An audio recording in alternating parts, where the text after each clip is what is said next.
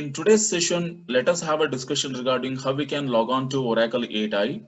What is the procedure? So to log on to Oracle 8i, we need to follow the path here.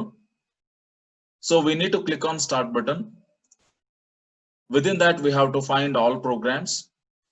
After installing Oracle 8i, there will be a folder created with Oracle for Windows NT. So within a programs, we have to search for that particular folder. Within that, we will be getting what? SQL plus 8.0 icon. We have to click on that particular icon. After clicking that particular icon, you can see a logon window, which is something appearing like this. And here what we need to do, we have to type the username and password here. Normally what we enter, we are going to enter Scott as a user and password as Tiger. After writing the username and password, we have to click on OK. So it doesn't matter whether you are going to write username and password in uppercase or lowercase. Both the cases it will consider, because Oracle 8i is case insensitive. It doesn't matter whether you are entering the username and password in uppercase or lowercase. Both the cases it will consider. And even while writing the commands also, we can use either uppercase or lowercase. It doesn't matter. Okay. So what we need to enter? We need to enter username as a Scott, SCOTT, and we need to enter the password as Tiger. After entering username and password, we need to click on OK. So sometimes what happens, we need to enter host string. Assume that we have installed Oracle 8i in a server and we are trying to access our database by using a client machine. At that time, we need to enter the host address here in host string field. But as now we are installing in a same PC and we are trying to access the database in a same PC. So that's why no need to enter host string. This is optional. But whenever we are installing Oracle 8i in a server, then we have to enter the host address here. Okay. So now, as of now, we are not entering the host string. After entering the username and password, we need to simply click on OK. So when we click OK button, the next screen appears like this, and which is generating a message called as connected to personal Oracle 8 release production. So you should get this particular message. When you get this particular message, it is the indication of you have established a connection between a front-end layer to back-end layer. Already we have discussed what you mean by different layer architecture. In a layer architecture, we are having 3 different layers: presentation layer, conceptual layer, and internal layer, that is database layer. So we have to establish a connection from presentation layer to database layer here. So with the help of a graphical user interface, we entered the username and password, that is called as authentication process. Through the authentication process, Oracle 8i will identify you are the authorized person to access our database. If you enter username and password wrongly, then it will not provide the connection. So if you enter the username and password correctly, then you will be getting this message saying that connection established successfully. So you should get this particular message. Whenever you are getting a connected to message, that is the indication of you have established a connection to the backend. Okay. And this is what SQL prompt here. You are getting SQL, and in front of SQL, you are getting a greater than symbol. That is what a prompt. We are calling it as SQL prompt. Whenever we are writing a new command in SQL, every new command should begin with the SQL prompt here. Now, hosa command ಬರಿಬೇಕಾದ್ರೆ ನಾವೇನ್ ಮಾಡಬೇಕು? We have to start the new command with the SQL prompt only. So this is what the basic procedure you need to understand to log on to Oracle 8i. Let us see the demonstration how we can log on to Oracle 8i. For that, I have used virtual machine here. Okay, because Oracle 8i is not compatible with the Windows 10 operating system, so that's why I have used one virtual machine here. So I'm using a VMware in which I'm executing virtual operating system, that is operating system XP here. Okay, as you can see, this is what a virtual machine. Okay, VMware I'm executing here. So within this, I have installed what Oracle 8i. So now let us click on start button as we discussed. In the start button, we have to click on all programs. Within this, we have to search for Oracle for Windows NT. And within this, we are having Oracle 8.0. So this is what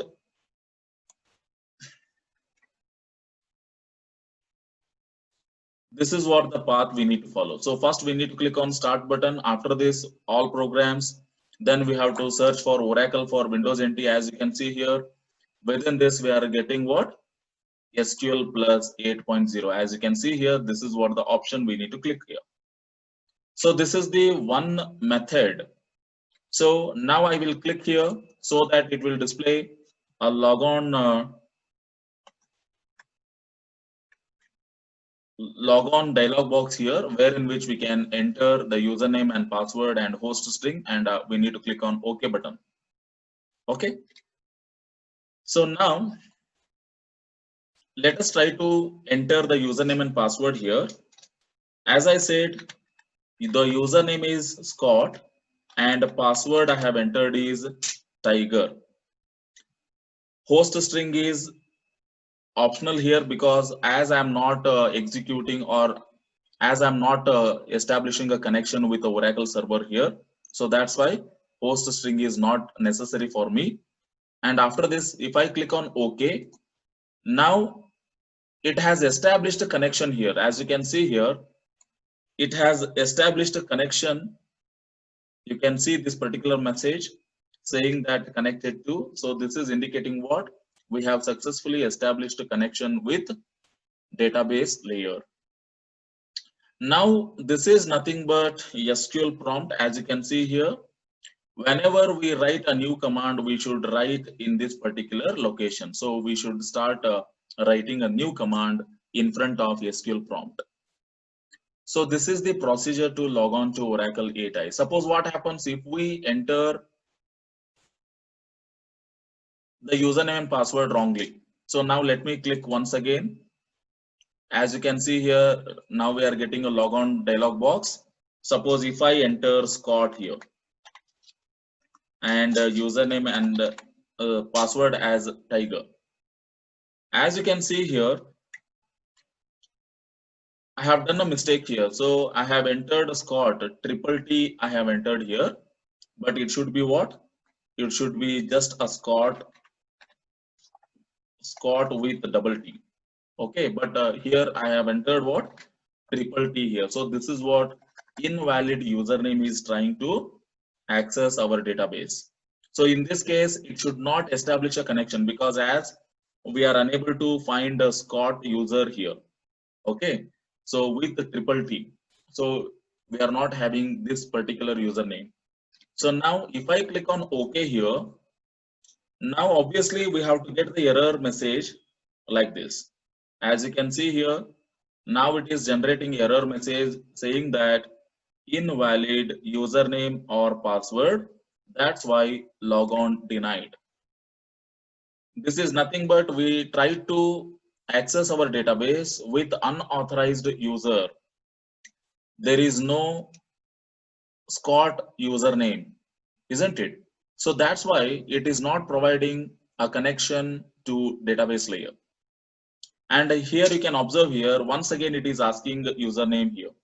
Enter username. So in this case, I can enter right username here also. ಇವಾಗ ನೋಡ್ರಿ ನಾನು ಇಲ್ಲಿ enter ಮಾಡ್ತೀನಿ. So Scott, press enter. I can type a Tiger as a password and press enter. So now you can see here, it has established a connection. Okay, when I enter the right username and password here, and after that it has established a connection successfully. You can see the connected to message saying that connection was successful. Okay, so this is how we can restrict the user access. ನೋಡ್ರಿ ನಾನು most of the time ನಾನು ಹೇಳಿದ್ದೇನೆ while explaining advantages we can restrict unauthorized access ಅಂತ ಹೇಳಿದೆ. So this is how we can restrict unauthorized access. Okay, so now let us see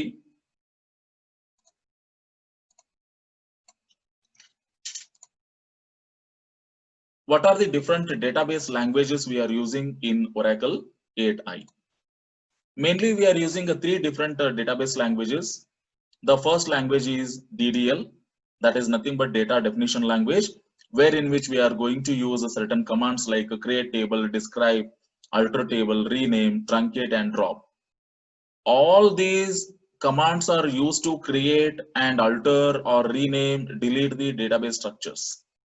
We are going to discuss these database languages in detail in this particular, in upcoming sessions here. And the next language is DCL. Through DCL, we can control the data access here by using a grant command. We can grant the privileges to users on a particular object. With the help of revoke command, we can revoke the privileges from the users on a particular object. And also with the help of a commit and a save point, these are what transaction control languages. With the help of these languages, we can save the database transaction impact on hard disk. And the next language is data manipulation language. With the help of this language, we can perform manipulation operations on our record, which are mainly used to retrieve our record, update and deleting an existing record, and inserting a new record. These are what manipulation operations we can perform with the help of DML statements. So in the next class, we are going to learn how we can create a table. If you remember, while explaining the database design steps, I have highlighted conceptual database design, isn't it? So that is nothing but ER diagram we are drawing, and also logical database design, that is nothing but converting ER diagram into relational model. And after that, before implementation of a physical database design, normalization process we have to apply. And after that, we are coming up with a physical database design. So in a physical database design, now we are using what different commands to create a table physically onto the hard disk. So how we can create a table? By using a create table command. And what is the syntax here? And what are the keywords we are using while writing this command? So all these concepts we will be learning in next upcoming class.